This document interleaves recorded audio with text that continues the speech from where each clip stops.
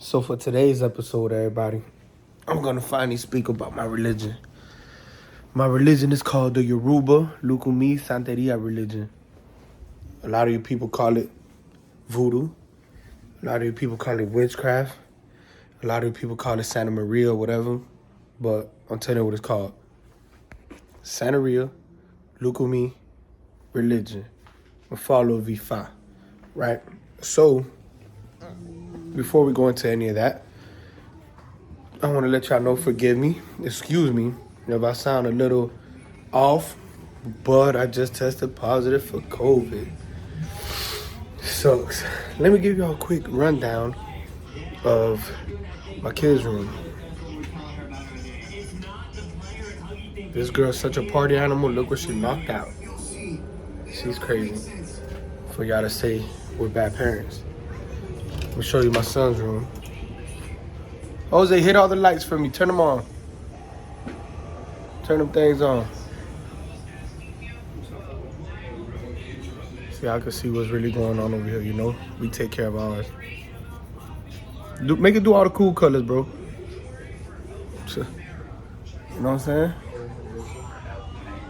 Got a whole gamer's room in there. Because that's what he wants. And my kids deserve what they want because they do good. My living room, you know? So, yes, not to what we was getting at. You know what I'm saying? My religion is all I got. You feel me? And I'm going to explain how I got into this religion, what this religion means to me as a person. You know what I'm saying? And my understanding from all the research and studying that I've been doing in this religion.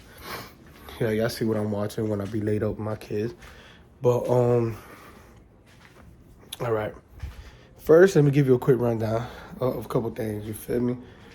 We pretty much use orishas to reach the higher power, which is Olodumare, which is another word for God. You know what I'm saying? And these entities, you know what I'm saying, we go through them for different things, you know. Like, for instance, Yamaya will be the mother of the river, ocean. You know what I'm saying? And this is her right here. You know? She nurtures you, cares for you, loves you. Mother figure type, you know? Right here, this table is what we would call a spiritual table, or boveda. And this table is pretty much for your ancestors, your egums, your deceased family members. Like right here, I got my uncle and his favorite beer. You know what I'm saying? And over here, we got San Lazaro. You know, he is pretty much the god of smallpox, you know, shit like that. The god of health, bad health, you know, you don't want to play with him. And you know, you got Orumila, which is this Orula, which is considered to be, from my understanding and all the research I've done and read, you know, all the books of Ifa, he is considered to be pretty much, I'm going to use a lot of similarities so y'all can understand where I'm coming from, but he will be what Christianity considers the son of God, the prophet, you know what I'm saying? He does divination, he did divination, and created a divination system that we use to this day in this religion. And this is a pretty old religion.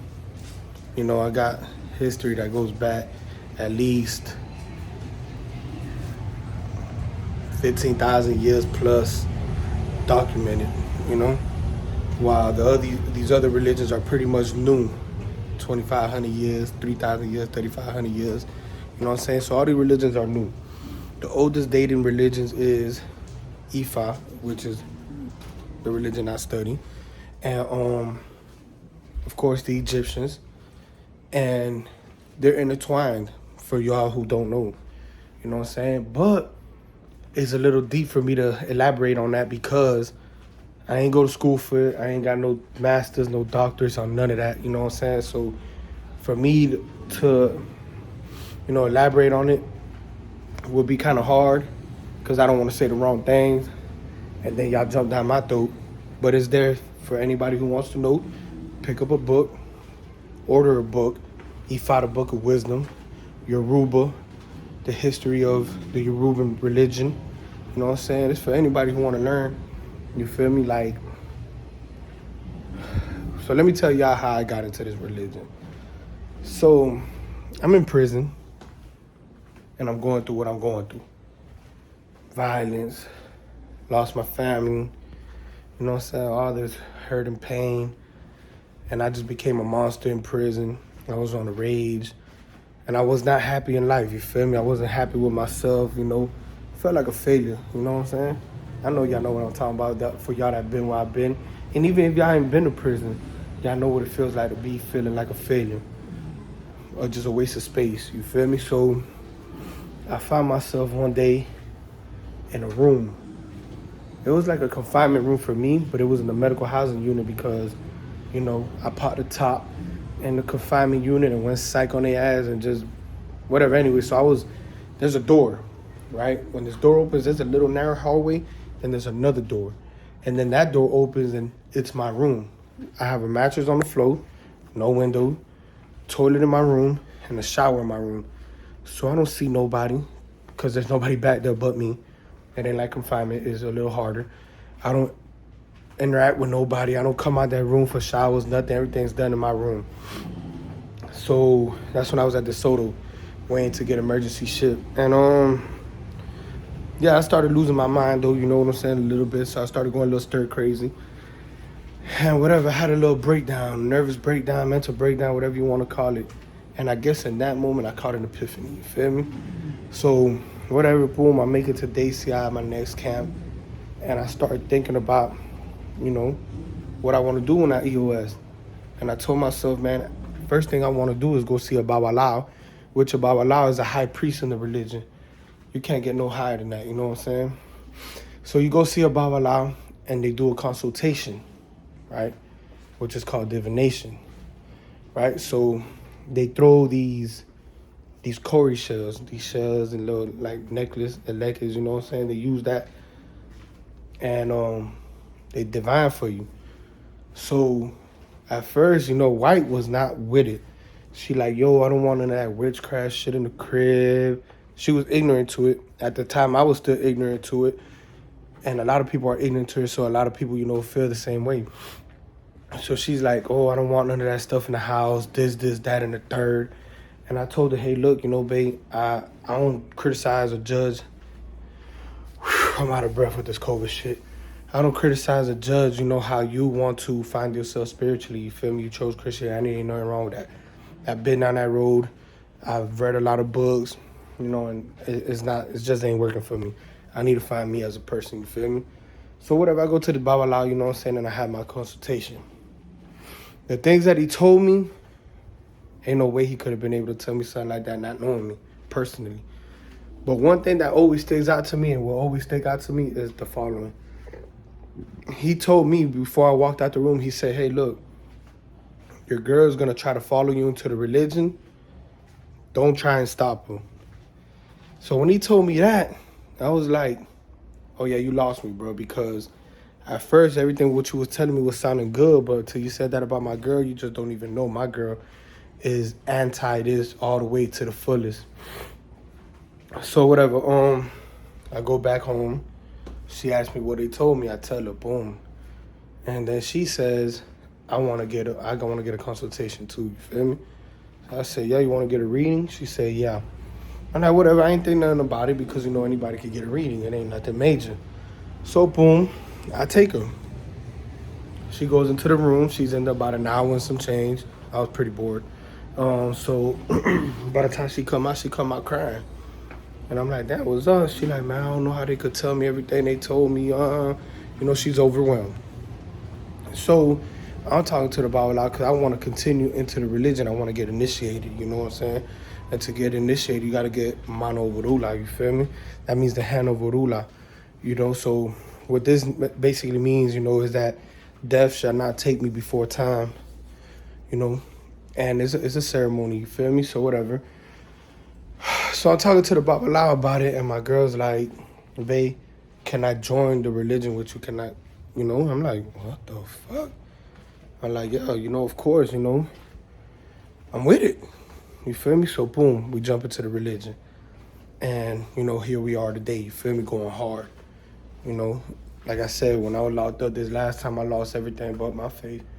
You feel me? And, damn, I'm out of breath. Sorry, y'all. But yeah, so, here we are today. You feel me? So, a little history about the religion and how it became Santeria, All this originates in Africa. Nigeria, the Congos, those areas, you know what I'm saying? And when the Africans were enslaved and brung over, they landed in places like Cuba, Puerto Rico, Brazil, Trinidad, shit like that, you know what I'm saying? And Haiti.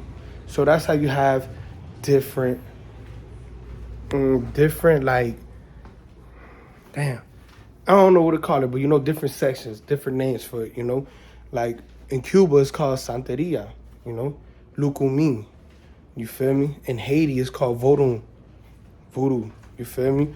And so on and so forth for different countries, But pretty much they're all the same. And just like anything in life, whatever you decide to do, you can use it for good and bad. You know what I'm saying? Like for instance, I could use this knife to cook food, cut vegetables, cut meat, or I could use it to stab somebody. So this ain't good or bad. It just is.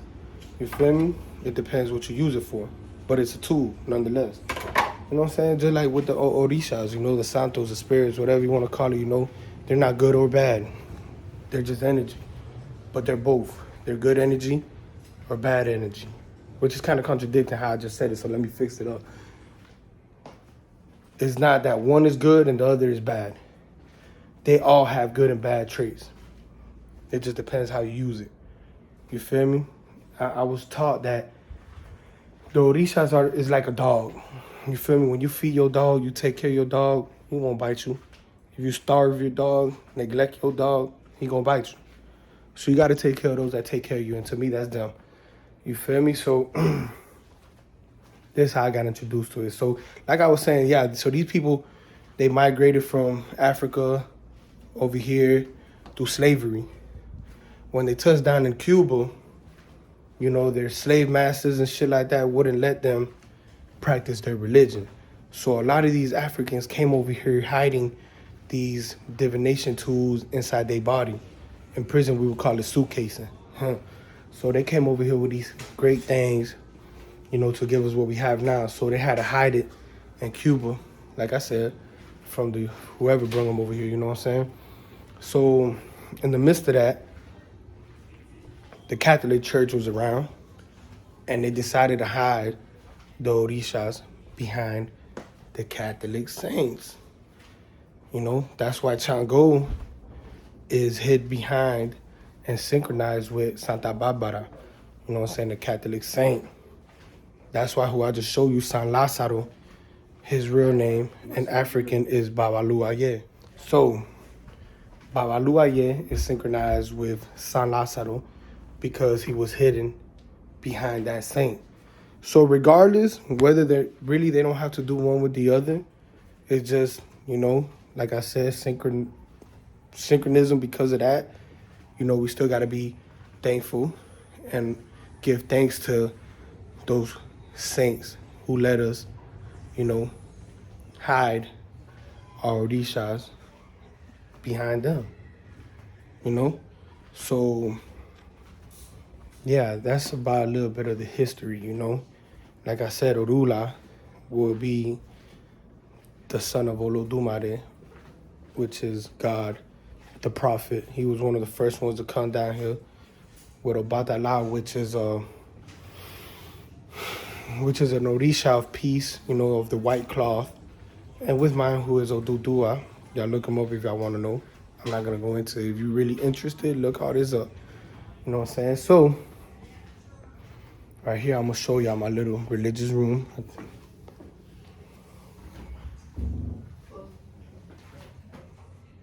Let me see if I can turn the camera on this. I guess not. But there's my whole little get up right here. That's Orula. Spiritual stick. Y'all know what that is. You know what I'm saying? That's Elegua. Elegua. Ogun, which he was the Iron Man, you know, pretty much the master of iron, a blacksmith, a warrior, you know, more Ogun. You feel me? Elegua, he opens all the doors. That's his little offering. You know what I'm saying? These are Eleguas as well, you know. This is my little room of meditation right here. I lay this down and I kiss the ground right here in front of my Orula. You feel me? And give thanks, meditate, all that good stuff. You feel me? But yeah, that's pretty much how I got into this religion, you know. Going through hard times. You know, hard times break minds or hard times build strong minds. So I'm still trying to figure out where I'm at in that. I don't know if I've been broke or been strong. But it's either or maybe both. But yeah, man, so I want to touch up on that subject. Y'all been asking for it. So there it goes. If I want to hear more, let me know and I'll elaborate a little more on a little bit of everything. Y'all have a good day. And how we say, Buru Boya.